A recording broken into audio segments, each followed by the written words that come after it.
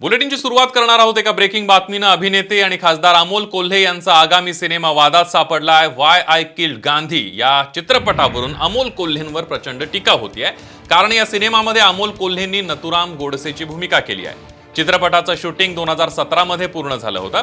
तेव्हा अमोल कोल्हे शिवसेनेत होते. मात्र 2019 मध्ये अमोल कोल्हे राष्ट्रवादीत गेले आणि खासदार झाले. यामुळे आता पक्षाच्या विचारसरणी विरोधातील पात्राची भूमिका करणं अनेकांना पटत नाहीये. चित्रपटातून गोडसेचं उदात्तीकरण होत आहे असा आरोप सुद्धा केला जातोय आणि यामध्ये आता अमोल कोल्हे यांच्यावर टीका केली जाते.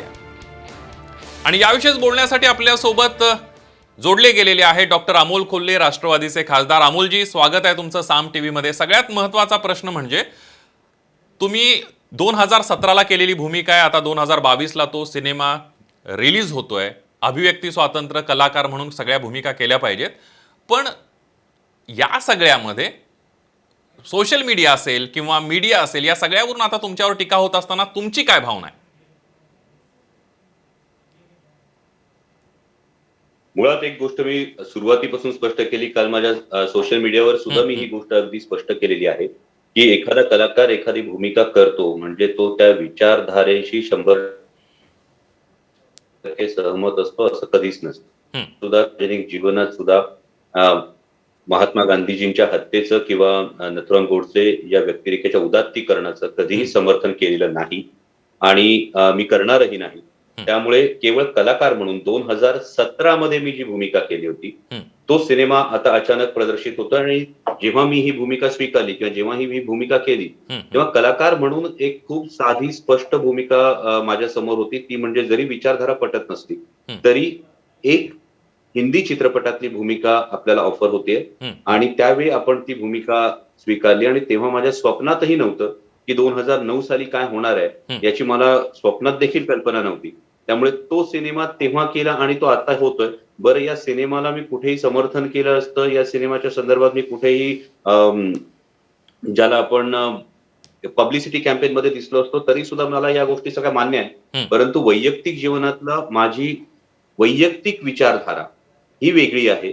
आणि 2017 साली जो मी सिनेमा केला त्या 2017 साली केलेल्या सिनेमाचा संदर्भ देऊन आता या संदर्भात हे करणं, मी खरंच म्हणजे मला ही गोष्ट या गोष्टींचा क्लॅश वाटतं. एखाद्या व्यक्तीची वैयक्तिक विचारधारा आणि एखादी व्यक्ती त्या विचारधारेचं समर्थन करत नसताना सुद्धा त्याविषयी सगळ्यांची जी मतं आहेत मी त्या सगळ्यांच्या मतांचा सुद्धा आदर करतो आणि जी विचारधारा आहे त्या विचारधारेचं मी कधीही समर्थन करत नाही. पण हा सिनेमा 2017 ला झाला होता.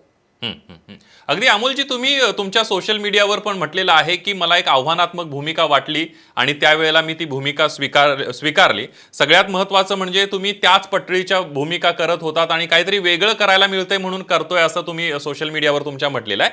मात्र या सगळ्यामध्ये अमोल कोल्हे कोण आहे? अमोल कोल्हे यांचा अभिनय काय? सगळ्या महाराष्ट्रानं बघितलेला आहे. राजा शिव छत्रपती मालिकेमध्ये तुमची नाटकं सुद्धा गाजली. प्रपोजल सारखं नाटक होतं, वेगळ्या धाटणीचं नाटक होतं. महाराष्ट्रानं ते डोक्यावर घेतलं होतं. यामध्ये अमोल कोल्हेंना स्वतःचा अभिनय सिद्ध करायला किंवा आव्हानात्मक भूमिका करायला नथुराम गोडसेच कशाला हवाय असाही सवाल सोशल मीडियावरनं उपस्थित होतोय.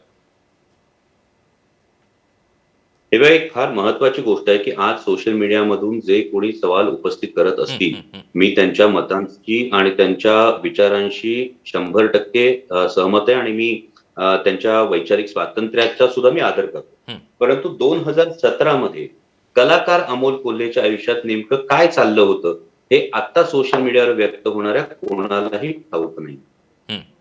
म्हणजे जसं आपण प्रपोजल नाटकाचा उल्लेख केला त्याच पद्धतीने रणमी असेल, रंगकर्मी असेल, मराठी टायगर्स असेल, असे वेगवेगळे सिनेमे मी करत होतो. राजा शिवछत्रपती मालिकेनंतर खरं तर 2009 ला राजा शिवछत्रपती मालिका संपल्यानंतर जसं तुम्ही म्हणालात त्या पद्धतीने एक टाईपकास्ट होण्याची कलाकाराला जी एक भीती असते किंवा जी एक कुजबूज त्याच्या आजूबाजूला सुरू होते त्यातून बाहेर पडण्यासाठी हे सगळे सिनेमे मी केलेले होते. आणि त्यानंतर खरं तर प्रत्येक मराठी कलाकाराला एका हिंदी ब्रेकची जी आपण कायम हिंदी चित्रपटसृष्टीत काम करण्याची जी इच्छा असते तशी आपण म्हणतो त्याही पद्धतीनं वीर शिवाजी ही मालिका मी कलस हिंदीवर केली होती. पण दुर्दैवानं ती मालिका अफजल खान वधाच्या आसपास बंद करण्यात आली. आणि त्यानंतर कलाकार म्हणून ही जी गोष्ट हवी होती जवळपास 8 वर्ष या मधल्या काळामध्ये हं, मी छत्रपती संभाजी महाराजांची भूमिका करण्यासाठी वेगवेगळे प्रयत्न करत होतो. अनेक चॅनेलचे उंबरठे झिजवले हं, होते, हं, अनेक निर्मात्यांचे उंबरठे झिजवले होते हं, आणि त्यानंतर शेवटी मी हा निर्णय घेतला होता, की ओके आता माझ्याच निर्मिती संस्थेतून मी छत्रपती संभाजी महाराजांची मालिका किंवा चित्रपट याची निर्मिती करेन. हं, हं, आता ही गोष्ट अनेकांना ठाऊक नाहीये, की 2016च्या साधारणतः डिसेंबरमध्ये 2017च्या जानेवारीच्या दरम्यान याचा मुहूर्तही करण्यात आला. साताऱ्याला माहुली येथे हं, खासदार उदयनराजे भोसले यांनी याचा मुहूर्ताचा क्लॅप दिला होता. हं, परंतु 11 दिवसांचं चित्रीकरण झाल्यानंतर अचानक त्या वाहिनीने मला सांगितलं, ही मालिका आपण प्रदर्शित करणार नाही. हं, हं, याचं मला उत्तर आजतागायत नाही मिळालं. हं, आणि त्यानंतर 8 वर्ष आपण ज्या गोष्टीच्या मागे होतो, एक चांगला ब्रेक या गोष्टीच्या मागे होतो. त्याच वेळी ही भूमिका अचानक माझ्या समोर आली. हं, एक हिंदी चित्रपटातली भूमिका आणि हिंदी चित्रपटातली भूमिका आपल्या विचारधारेशी मिळत नसली हं, तरी सुद्धा ही एक आव्हानात्मक संधी हं. म्हणून मी याच्याकडे पाहिलं आणि त्यावेळी माझ्या मनात खरंच हा कुठलाही विचार नव्हता, की 2019 साली काय घडणार आहे. अगदी. त्यामुळे वैयक्तिक कलाकार असलेल्या अमोल कोल्हेला 2009 ते 2017 हं, याच्यामध्ये कोणत्या कोणत्या या गोष्टींमधून जावं लागलं, हं. याची आज सोशल मीडियामधून टीका करणाऱ्यांना कोणतीही कल्पना असण्याचं काही कारण नाही. तरीही मी त्यांच्या वैचारिक स्वातंत्र्याचा पूर्णपणे आदर करतो. अगदी अमोलजी, तुम्ही पहिल्याच प्रश्नाचं उत्तर देत असताना म्हणालात की महात्मा गांधीजींच्या हत्येचं समर्थन नाही किंवा नथुराम गोडसेचं उदात्तीकरण अजिबात करत नाहीये किंवा त्या विचारांशी मी सहमत नाहीये. त्या चित्रपटाच्या प्रमोशनला कुठेही मी गेलेलो नाहीये. 5 वर्षानंतर सिनेमा प्रदर्शित होतोय. मात्र यामध्ये एक महत्त्वाचा मुद्दा बघा. छत्रपती शिवाजी महाराजांची भूमिका करत असताना छत्रपती शिवाजी महाराजांच्या वेशामध्ये तुम्हाला बघून अनेक तरुण तुमच्या मागे आले.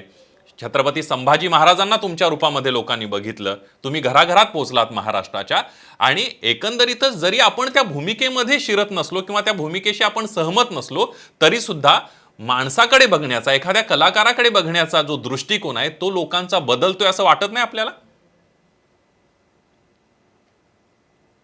मी पुन्हा एक गोष्ट आपल्याला निदर्शनास आणून देऊ इच्छितो, की छत्रपती संभाजी मालिका मी जी म्हणालो जानेवारीमध्ये बंद पडली, हं, हं, त्यानंतर दुसऱ्या वाहिनीनं म्हणजे झी मराठी या वाहिनीनं हं, याला जुलै 2017 मध्ये सिग्नल दिला हं, आणि जुलै 2017 नंतर स्वराज्य रक्षक संभाजी या मालिकेचं चित्रीकरण सुरू झालं. हं, हं, त्यामुळे छत्रपती संभाजी महाराजांची भूमिका साकारल्यानंतर किंवा ती मायबाप प्रेक्षकांनी डोक्यावर घेतल्यानंतर मी ही गोष्ट केली आहे का, तर असं काहीही घडलेलं नाही.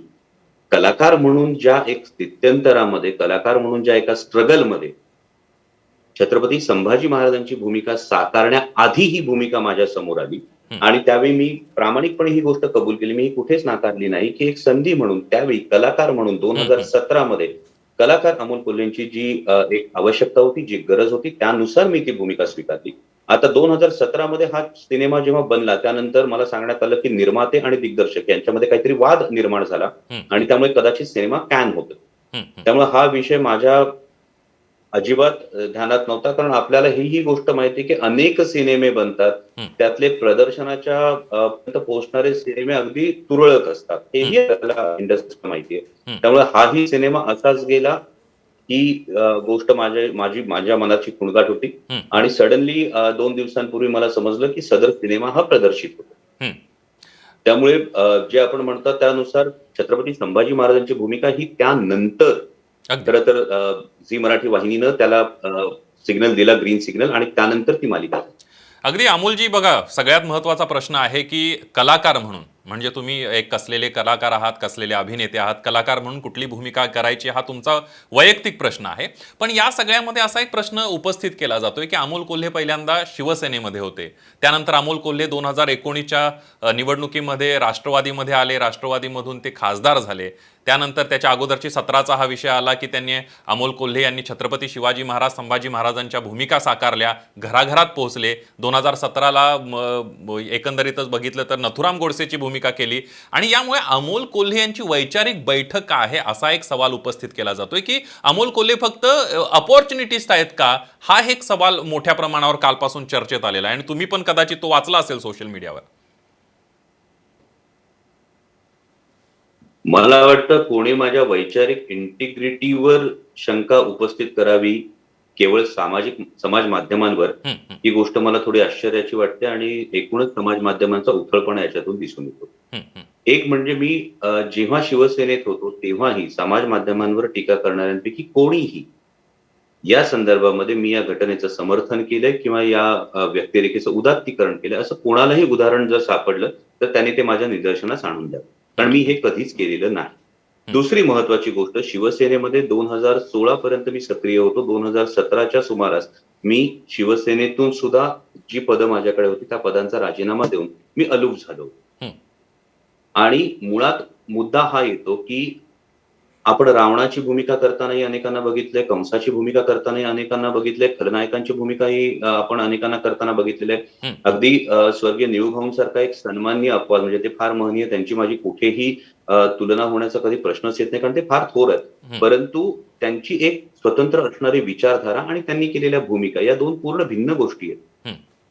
त्यामुळे मला असं वाटतं की त्यावेळी मी जे केलं होतं त्यामुळे लगेच माझ्या विचारधारेवर किंवा माझ्या इंटिग्रिटीवर हा प्रश्न निर्माण करणं मला थोडंसं हे आश्चर्याचं वाटतं.